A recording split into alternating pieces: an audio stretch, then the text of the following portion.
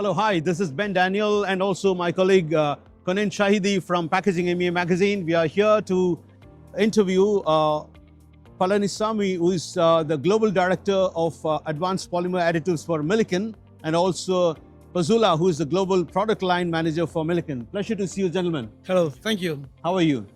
Very good. First of all, a Happy New Year to both of you, and also for your colleagues and everybody at Milliken. Thank you.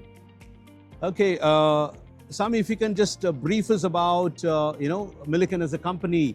You've been, for many decades, you've been specializing, supporting and making sure plastic industry gets better in terms of performance. Tell us a little more about the company. So, we are one of the largest privately held company. So we are focused much more on polyolefin additives. Also, we are developing new additives for other polymers also. So I think our goal is to basically improve the sustainability of the polymers. So basically you can replace using our additives less sustainable material into more sustainable packaging. For example, we replaced a lot of polystyrene with our clarified polypropylene, both in injection molding and also in thermoforming. And we continue to work on the new additives to improve the performance of the recycled polymers, as well as improve the performance of PET, like UV absorbers and other additives. Right, thank you. And if I may ask, Sami, that these additives, what you're talking about, will this be adding extra cost to the material, or how exactly the brand owners shall go for this? So what we see is like, of course, it will improve the performance. That will improve also at a certain cost. But here you need to compare the material with additives and without additives. Basically, for example, our nucleators improve the stiffness, then basically you can go for thin wall thickness reduction. So overall, final cost will not increase significantly. Final cost of the packaging. I think that if you look at per ton of material, it will increase the cost, but you can make more parts per ton of material. I think.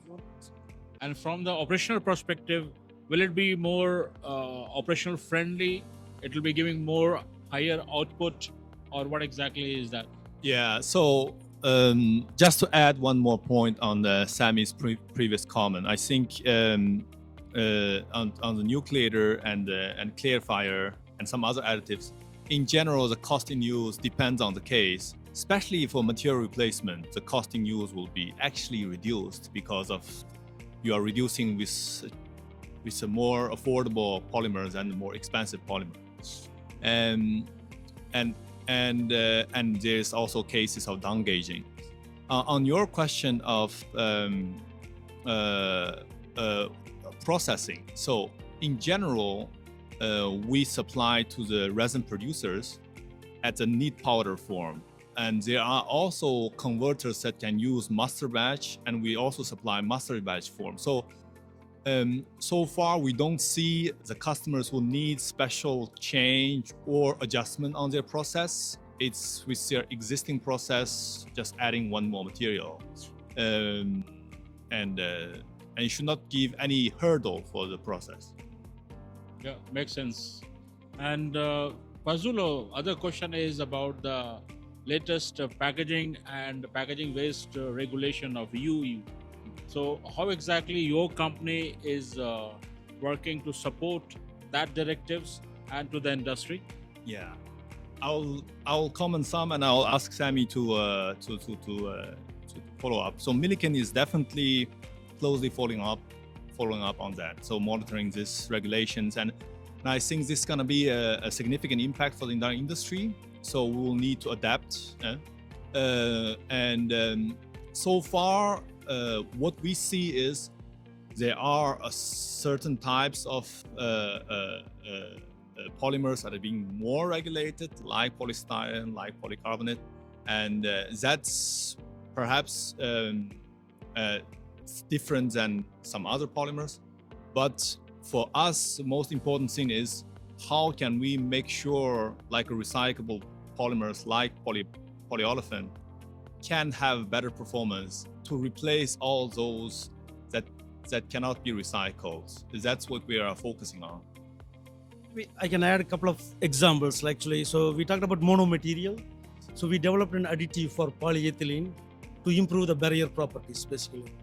So then if you have a better barrier, so you can reduce the wall thickness, for example. Like so, our new additive for polyethylene basically improves the barrier properties. It's a passive barrier, so not only water vapor, it can improve the oxygen barrier, aroma barriers. So that basically helps to reduce, increase the shelf life. If you want to keep the product longer time, or reduce the thickness and have the same shelf life. That's one example. And the other example is how we contribute to sustainability is like Pazula talked about, we are trying to replace less sustainable material, for example, polystyrene. So I think you have seen a great example of replacing the chocolate boxes from polystyrene to polypropylene, still keep the same transparency like polystyrene. Makes sense. And Mr. Sami, I think it's a very interesting point you mentioned about the shift to the monomaterial. Now, if I may ask, the structures like polystyrene or polyester with the foil and the poly, which is very difficult to recycle. Yeah. Do you offer any solution to replace this laminate with single or monomaterial? So the new nucleator, it's called UltraGuard for polyethylene. Basically, it's for barrier improvement. What it does is it increases not only barrier, but it increases also the physical properties. So if you have a multi-layer structures, you can replace with maybe slightly more thickness monolayer material with the HDPE. Okay. And also it protects some of the barrier materials also. So for example, it protects EVOH. So you can reduce the thickness of the EVOH. Right.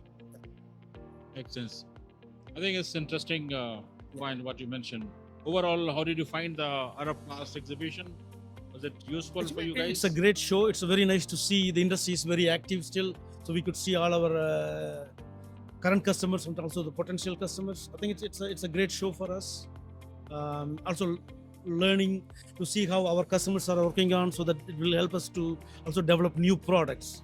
So it's also, we understand what is the unmet need in the industry during the shows, talking to customers, potential customers and colleagues. That helps us a lot. Yeah, and I echo what Sami says, but for Milliken as a B2B innovator in this field, I think trade shows like this is essential for us. We always try to present in the big trade shows, and we can meet our suppliers, customers, and discuss about innovation. And one observation I find, it's not something new, is it's a lot of companies are more and more focusing on the sustainability story. Although there are different perspectives of what is sustainability, but at least I see more and more attention, more and more effort in this field, and it helps us to guide our innovations, guide our next generation of product. All right, gentlemen, thank you very much for your time. It was a pleasure seeing you, and we wish you from Packaging MEA the very best for 2025 and the years to come, and hope to see you at K-Show. I suppose you guys are going to be there. So we will get to see some new innovations, I suppose, at K-Show from your side. We'll be launching 2 new products at K-Show. So we are coming up. I think that's very exciting. I may not be able to disclose a lot, but we are one of the very few companies continue to invest and innovate on additives area. So we'll be launching the 2 new additives during the K-Show in Düsseldorf. Okay, all the very best. Thank you. I wish you good luck. Thank you. Thank you very much.